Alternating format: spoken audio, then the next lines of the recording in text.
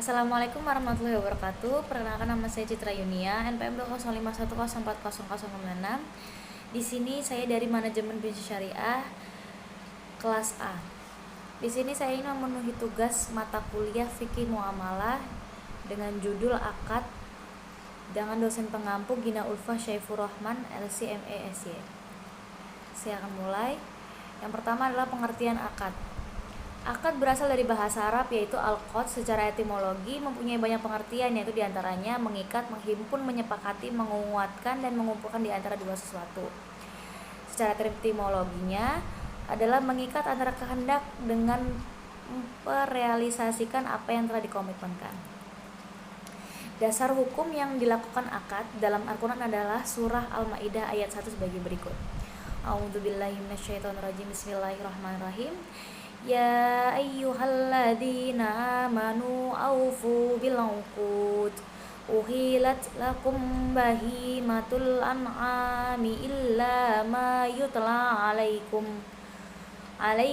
khairu muhillis saidi wa antum hurum innallaha yahkumu ma yurid. Artinya, hai orang-orang yang beriman, penuhilah akad-akadmu. Dihalalkan bagimu binatang ternak kecuali yang akan dibacakan kepadamu yang demikian itu, yang tidak menghalalkan berburu dan ketika kamu mengerjakan haji. Sesungguhnya Allah menetapkan hukum-hukum menurut yang Dia kehendaki. Yang kedua adalah rukun dan syarat akad. Para ulama berbeda pendapat dalam menentukan rukun dan syarat akad. Di sini ulama Hanafiyah berpendapat bahwa rukun akad hanya satu, yaitu shihad al-akad, yaitu ijab dan qabul. Di sini karena mereka berpendapat bahwa yang dikatakan rukun itu adalah sesuatu yang esensi yang berada dalam akad itu sendiri, sedangkan jumhur ulama berpendapat bahwa rukun akad itu ada 3, yaitu yang pertama adalah akid, orang yang melakukan akad. Di sini akid adalah pihak yang melakukan transaksi atau orang yang memiliki hak dan yang akan diberi hak, seperti dalam hal jual beli. Mereka adalah penjual dan pembeli. Adapun syaratnya, pada ulama fikih memberikan persyaratan dan kriteria yang harus dipenuhi oleh akid, antara lain yang pertama adalah ahliyah. Ahliyah itu adalah keduanya memiliki kecakapan atau kepatutan untuk melakukan transaksi. Biasanya tuh mereka akan memiliki ahliyah jika telah baligh atau mumayyiz dan berakal. Yang kedua adalah wilayah. Wilayah itu bisa diartikan sebagai hak dan kewenangan seseorang yang mendapatkan legalitas syar'i untuk melakukan transaksi atau sesuatu objek tertentu. Artinya orang tersebut memang merupakan pemilik aslinya atau wali atau suatu objek transaksi, sehingga ia memiliki hak untuk otoritas untuk melakukan transaksinya, seperti itu. Yang kedua adalah makut alaih atau objek transaksi. Makut alaih atau objek transaksi harus memenuhi beberapa persyaratan sebagai berikut. Yang pertama adalah objek transaksi harus ada ketika akad atau kontrak sedang dilakukan. Yang kedua, objek transaksi harus berupa mal, mutakowim atau harta yang diperbolehkan syara untuk ditransaksikan dan memiliki penuh oleh pemiliknya. Yang ketiga adalah objek transaksi bisa diserah terimakan saat terjadinya akad atau dimungkinkan di kemudian hari. Yang keempat adalah adanya kejelasan tentang objek transaksi. Yang kelima, objek transaksi harus suci, tidak terkena najis, dan bukan barang najis. Di sini akad yaitu ada dibagi menjadi 3. Yang ketiga adalah shihad atau ijab dan kabul. Shihad atau ijab dan qabul merupakan ungkapan yang menunjukkan kerelaan atau kesepakatan dua pihak yang melakukan kontrak dan akad. Di sini definisi ijab yaitu penepatan perbuatan tertentu untuk menunjukkan keridhaan yang diucapkan oleh orang, ya kan? Jadi di sini baik yang menyerahkan maupun yang menerima, seperti itu. Yang qabul adalah orang yang berkata setelah orang itu mengucapkan ijab, yang menunjukkan keridhaannya juga untuk orang yang pertama, ya. Di sini penerangan beberapa cara yang ditempuh dalam akad. Yang pertama adalah lafaz atau perkataan. Yang kedua adalah melakukan akad dengan perbuatan satu saling memberi atau akad dengan mu'atah. Yang ketiga adalah mengadakan akad dengan syarat. Dengan isyarat-isyaratnya ada kalanya dari orang yang bisa bicara atau orang yang bisu, seperti itu. Yang keempat adalah akad dengan tulisan, yaitu akad sah dilakukan dengan tulisan antara dua pihak yang sama tidak bisa bicara, berada dalam suatu majelis atau sama-sama tidak hadir, dengan bahasa apa saja yang dipahami dari kedua pengakad. Di sini ijab dan qabul terdapat beberapa syarat yang harus dipenuhi. Dalam ulama fikih menuliskan sebagai berikut. Yang pertama adalah adanya kejelasan maksud antara kedua belah pihak. Yang kedua adalah adanya kesesuaian antara ijab dan qabul. Yang ketiga adalah adanya pertemuan ijab antara ijab dan qabul berurutan dan menyambung. Adanya satu majelis akad dan adanya kesepakatan antara kedua belah pihak, tidak menunjukkan penolakan atau pembatalan dari keduanya.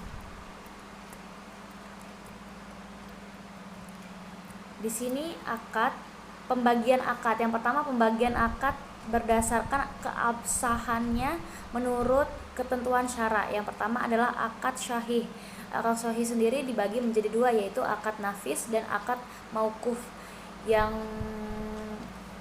Yang kedua adalah akad yang tidak syahih, yang dibagi menjadi dua juga, akad batil dan akad fasid.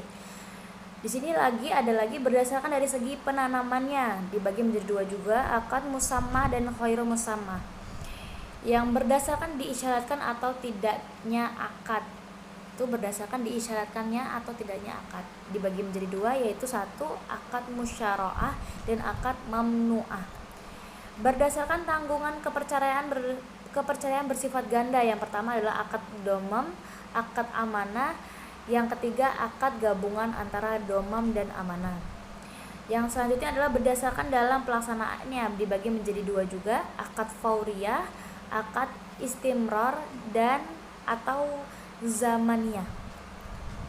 Selanjutnya berdasarkan akad pokok dan tambahan atau mengikut, dibagi menjadi dua, yaitu yang pertama akad asliyah, akad tabi'iyah. Yang selanjutnya yang terakhir berdasarkan tujuan atau niat si pelaku akad. Yang pertama adalah akad tabaru, gratis kontak atau akad tabaru. Yang kedua adalah akad tijari. Selanjutnya yaitu tujuan akad. Tujuan akad menurut para ulama fikih, setiap bentuk akad tentu ada tujuannya dan akan mempunyai akibat hukum, yaitu tercapainya sasaran yang akan diraih dari sejak semula akad dilaksanakan. Seperti pemindahan hak milik dari penjual kepada pembeli, dan akad itu bersifat mengikat dari pihak-pihak yang berakad. Tidak boleh dibatalkan kecuali disebabkan hal-hal yang dibenarkan dengan syarat, seperti terdapatnya cacat pada objek akad atau akad itu tidak sesuai dan tidak memenuhi ketentuan rukun dan syarat akad. Tujuan akad harus jelas diakui syara. Tujuan akad ini terkait dengan berbagai bentuk transaksi yang dilakukan, seperti dalam jual beli tujuannya adalah memindahkan hak milik penjual kepada si pembeli dengan adanya imbalan. Demikian pula dalam akad ijarah atau sewa menyewa, di mana akad ini bertujuan untuk memiliki manfaat bagi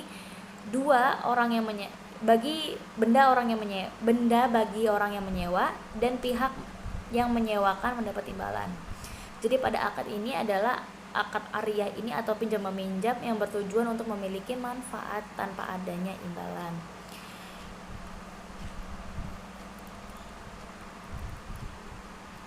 Akad hukum, prinsip-prinsip akad. Akad hukum Islam telah menetapkan beberapa prinsip akad yang berpengaruh kepada pelaksanaan akad yang dilaksanakan oleh pihak-pihak yang kepentingannya sebagai berikut dalam Islam, yaitu yang pertama prinsip kebebasan berkontrak, yang kedua prinsip perjanjian itu mengikat, ketiga prinsip kesepakatan bersama, keempat prinsip ibadah, kelima prinsip keadilan dan keseimbangan prestasi, yang keenam prinsip kejujuran atau amanah.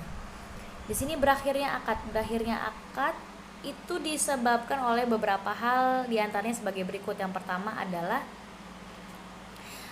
berakhirnya masa berlaku akad tersebut apabila akad tersebut tidak mempunyai tenggang waktu. Jadi dibatalkannya oleh pihak-pihak yang berakad apabila akad tersebut sifatnya tidak mengikat. Yang ketiga, dalam akad sifatnya mengikat atau akad yang dianggap berakhir jika jual beli yang dilakukan fasad seperti terdapat unsur-unsur tipuan atau salah satu rukun syaratnya tidak terpenuhi. Yang kedua, yang selanjutnya adalah berlakunya khiyar, syarat, aib, dan ruqyat. Yang ketiga, akad tersebut tidak dilakukan oleh salah satu pihak secara sempurna. Yang selanjutnya, salah satu pihak yang melakukan akad meninggal dunia. Yang terakhir, saya akan menjelaskan tentang hikmah akad. Hikmah akad ini adalah akad dalam muamalah di antara manusia. Tentu mempunyai hikmah, diantaranya hikmah yang diadakannya akad sebagai berikut. Yang pertama adalah adanya ikatan kuat antara dua orang atau lebih dalam transaksi atau memiliki sesuatu. Yang kedua itu tidak dapat sembarangan atau membatalkan suatu ikatan perjanjian karena telah diatur oleh syar'i. Yang ketiga adalah akad merupakan payung hukum di dalam kepemilikan sesuatu sehingga pihak lain tidak dapat menggugat kepemilikannya. Di sini terima kasih dalam presentasi saya. Saya akhiri. Wassalamualaikum warahmatullahi wabarakatuh.